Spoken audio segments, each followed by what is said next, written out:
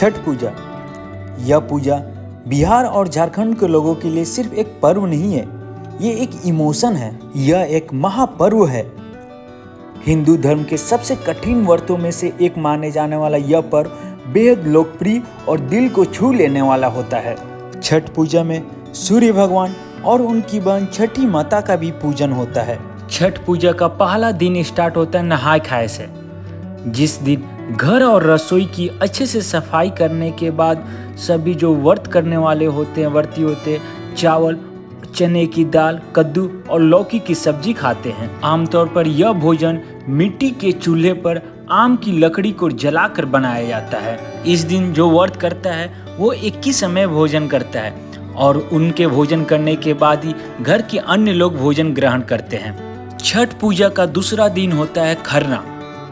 इस दिन व्रत करने वाला पूरा दिन उपवास रखता है, जिसमें जल और अन्न ग्रहण करना पूरी तरह से मना होता है। सूर्यास्त के बाद मिट्टी के चूल्हे पर आम की लकड़ी को जलाकर चावल और गुड़ का खीर बनाया जाता है। सूर्य देव को चढ़ाने के बाद व्रत करने वाला खीर को ग्रहण करता है। उसके बाद घर के अन्य सदस्य और बाहर के लोगों को खीर का प्रसाद दिया जाता है।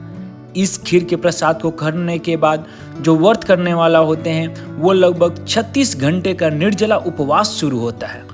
और छठ पूजा का तीसरा दिन होता है संध्या अर्घ। वैसे तो इस पर्व के दौरान बहुत से पकवान बनते हैं, मगर एक चीज जो सबसे खास है वो है ठेकुआ।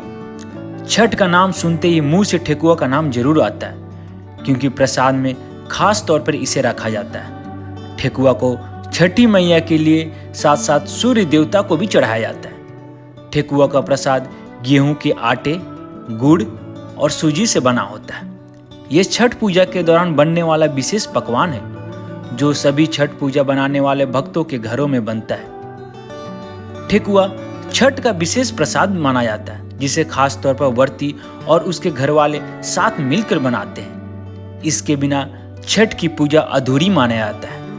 जो लोग छठ का व्रत नहीं करते हैं वो लोग भी ठेकुआ प्रसाद के लिए खुद मांग करते हैं। और शाम होते ही सभी प्रकार के फलों को अच्छे से धोकर बांस या खर के बने हुए टुकड़ों को, जिसे भोजपुरी में दौरा या डलिया कहा जाता है, उसमें रखकर पुरुष नंगे पैर अपने सिर पर उसे रखकर नदी या तालाब के किनारे घाट पर ले जाते हैं। मगर आजकल के पॉपुलेशन काफ़ी ज़्यादा बढ़ जाने के बाद नदी और तालाब पर जगह नहीं मिल पाता है, इसलिए लोग अपने घर के छत पर या सामने कहीं भी स्पेस मिले वहाँ पे एक छोटा सा खुद से पोखरा बना देते हैं और उस पोखरा में ही व्रती जो होती है नदी या तालाब का जो भी बना होता है उसके पानी में खड़े होकर सूर्य भगवान की आराधना करती है।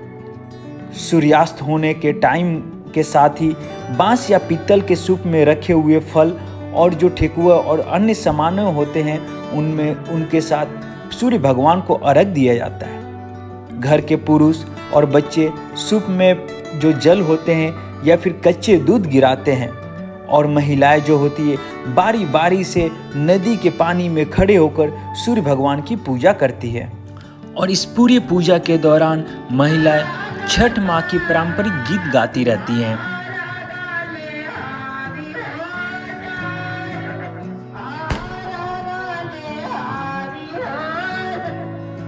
छठ पूजा का चौथा और अंतिम दिन, जिसे प्रातः अर्घ के नाम से जाना जाता है, इस दिन भोर में सूर्योदय के पहले ही नदी या तालाब के घाटों पर पहुंचना होता है और नदी और तालाब के पानी में खड़े होकर सूर्य भगवान के उदय की प्रतीक्षा की जाती है।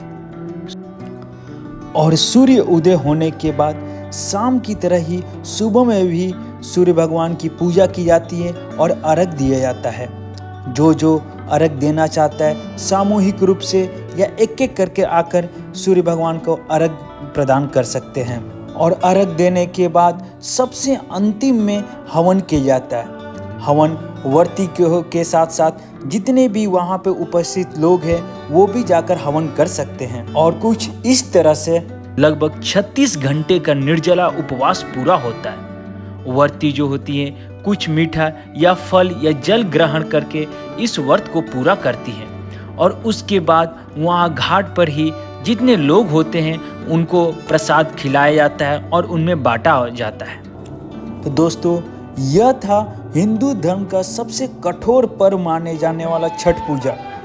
यदि आपको ये जानना है कि छठ पूजा क्यों मनाया जाता है, किस लिए मनाया जाता है और इसका विशेष पकवान ठेकुआ क्यों बनाया गया है, इन सभी चीज़ों पर हमारे दूसरे वीडियो उपलब्ध है, आप वो जाकर देख सकते हैं और उसके बारे में जानकारी ले सकते हैं।